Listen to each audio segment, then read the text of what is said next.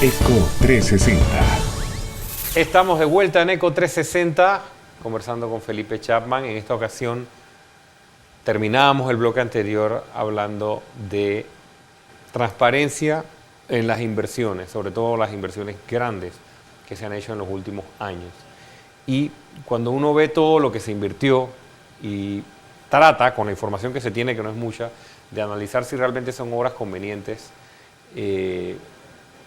indudablemente nos encontramos con un tema interesante para analizar, y es ¿con qué criterio? Si yo te doy a ti $100 que son míos, yo quiero saber en qué te los vas a gastar o qué criterio vas a utilizar para gastártelo. Creo que se puede aplicar mutatis mutandis, el mismo principio a las finanzas públicas. Si tú eres fiduciario o cumples un deber o un rol fiduciario sobre los bienes, en este caso los dineros de todos los panameños, lo mínimo que puedes hacer es ser transparente con respecto a estos son los criterios que yo utilizo para invertir. Eso me acuerda a veces que uno escucha mucho que Panamá, gráficamente decía que Panamá es como un corcho. Tú lo sumerges en el agua y va a flotar. En efecto, en los últimos 25 años, esta ha sido la que acaba de concluir la administración desde un punto de vista financiera, la más desastrosa que ha tenido, pero lejos el país. Sin embargo, aún a pesar de ello, tenemos unas condiciones financieras que todavía son mejores que las que enfrentaron los gobiernos de Endara y Pérez Valladares. O sea que vamos a salir adelante. Pero lamentablemente perdimos la oportunidad de haber avanzado a otros niveles. Y en efecto, ahí está la deuda que vamos a tener que pagar, y vamos a pagarla, y estamos en capacidad de pagarla. No vamos a hacer como otros países que van a renunciar a obligaciones contraídas, pero yo no creo que eso es óbice de que deba haber rendición de cuentas. No, y debe haber criterios, Felipe, ¿verdad? Bueno, y los criterios de asignación de cuentas. Yo te daba esta mañana cuando conversábamos el ejemplo, es como la familia que va a hacerle mejoras a una expansión a su casa. ¿Cuántos hogares no hacen un presupuesto de la expansión que van a hacer a su casa? Sea ahí en un papelito. O si pasa alguien por ahora, no, usted invierte lo que sea, que yo le voy a dar al dinero y no importa lo que le cueste. La pregunta es, versus una familia que tiene, que es responsable en el manejo de sus propios recursos, un buen padre de familia, o la regla del hombre prudente. Dice, hombre, yo voy a hacer una expansión de mi casa de $5,000. Resulta ser que pasa el otro y dice, no, haz lo que tú quieras porque no tienes límite. Yo la voy a pagar. Y no la vas a tener que pagar tú, efectivamente. Y termina siendo la expansión, que en vez de haber sido $5,000, termina siendo $25,000, $30,000, $40,000, y la paga otro. Entonces, en un rol fiduciario, efectivamente, es cuando te entregan dinero ajeno. Y el dinero ajeno que es producto del trabajo de millones de personas, el cual debes, en un rol fiduciario, y tú eres abogado, el rol fiduciario requiere que tú manejas recursos ajenos, inclusive con más prudencia y con más celo que el propio. Y hay responsabilidades legales y quienes nos tomamos, por el manejo irresponsable. Por supuesto, y quienes nos tomamos en serio, y en el mundo de los negocios, a mí me ha tocado jugar rol fiduciario. Lamentablemente esos son cosas que a mí me hacen perder el sueño, el manejo del dinero ajeno. Que lo tienes que hacer inclusive con más prudencia y más responsabilidad que el dinero propio. Y hay que rendir cuentas. Yo he tenido clientes en los cuales he tenido roles fiduciarios en los cuales yo tengo que rendirles cuentas. Y hay veces que ellos han podido estar muy satisfechos con el manejo, e inclusive uno se siente que, hombre, lo he podido hacer hecho mejor, inclusive con una contraparte satisfecha. Entonces tú cuando miras estos ejemplos realmente es impresionante, es hasta difícil encontrar palabras que describan el asombro que uno puede tener. Yo creo que, es obvio concluir que hemos fallado, ¿no? Ha fallado el esquema, ha fallado el marco jurídico también. Primero, falló el país. Lo que yo creo que aquí hay una evidencia clarísima de que tenemos un resquebrajamiento institucional que está, yo creo que a todas luces, ya dando las manifestaciones. Todos esos críticos decían, no, y siempre me sacan el tema de la institucionalidad. Bueno, si no lo admitimos ya estamos viendo las consecuencias, lo que nos está costando en dinero inmediatamente, y lo que nos va a costar en dinero para las próximas generaciones. ¿Qué más esperamos? ¿Llegar a punto como un Grecia o una situación como la que pasó España? ¿Por qué queremos llegar a ese extremo? Hombre, hemos vivido una situación difícil de la cual nos vamos a recuperar, sí.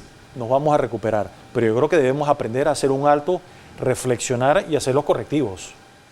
Nuestra historia, lastimosamente, no sé si estás de acuerdo conmigo, voy a hablar de los últimos 25 años. Sí.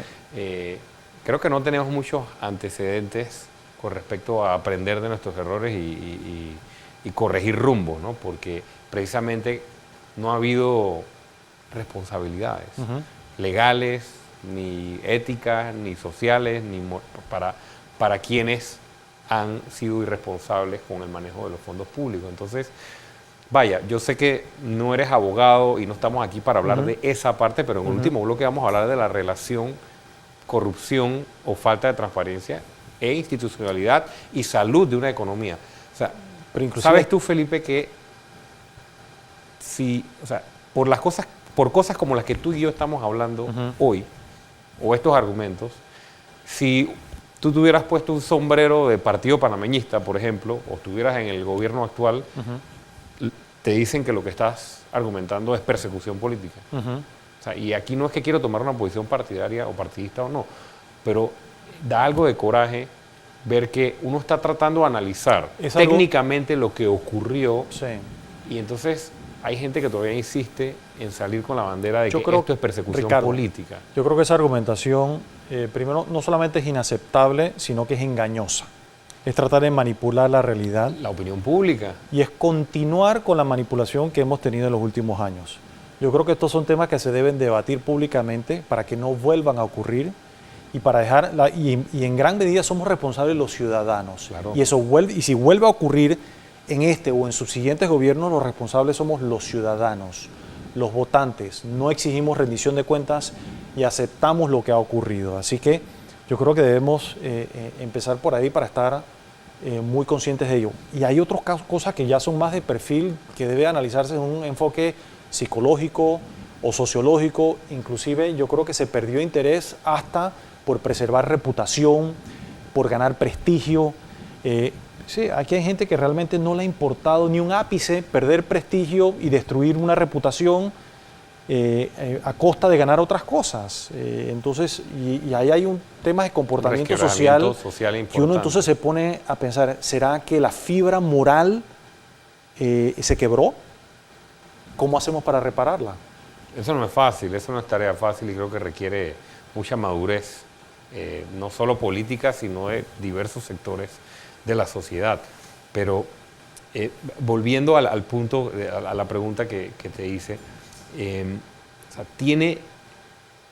yo siento que la gente votó y después de que la gente vio el resultado de la elección y dijo, wow, no todo el mundo se dejó manipular, hubo un resultado electoral tal vez sorpresivo para muchos, tanto de gobierno y de oposición, pero la gente desde ese momento, o la gente que tal vez hacía presión, se ha echado un poco hacia atrás y en todos los círculos, reuniones profesionales, gremios, incluso círculos sociales, se dan este tipo de conversaciones donde escuchamos, oye, mira todo lo que está pasando, mira todo lo que está saliendo, mira todo. Hay mucha molestia en la sociedad. Sí, molestia. Mucha molestia. Entonces nos faltan tal vez esos espacios o de diálogo o espacios de acción ciudadana que realmente sean eficientes porque estamos esperando. Perdón que te interrumpa, ahí hay algo que a mí me preocupa. Yo creo, es una presión que yo siento efectivamente cuando voy a reuniones de trabajo, a encuentros profesionales e inclusive en ambientes sociales donde el tema se repite,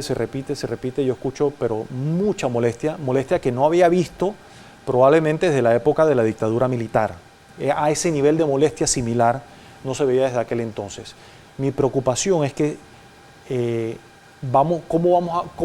hay una válvula de escape para sacar esa presión o vamos a lograr... ¿Cómo vamos a lidiar como sociedad con efectivamente, eso? ¿Qué va a suceder cuando esa presión ya no tenga hacia dónde salir? Esa es mi preocupación. Bueno, y tal vez probablemente estamos alcanzando, estamos llegando a un punto que Panamá probablemente no ha vivido en muchos años, y no todos los puntos de la historia son idénticos. Aquí hubo puntos de inflexión, los más recientes en el 68, después en fines de los 80.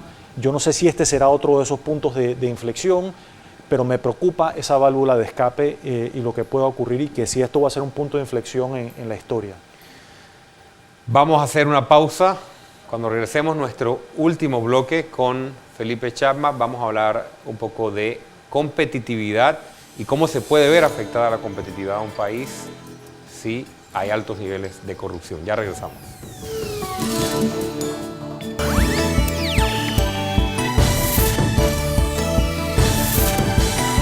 Eco 360.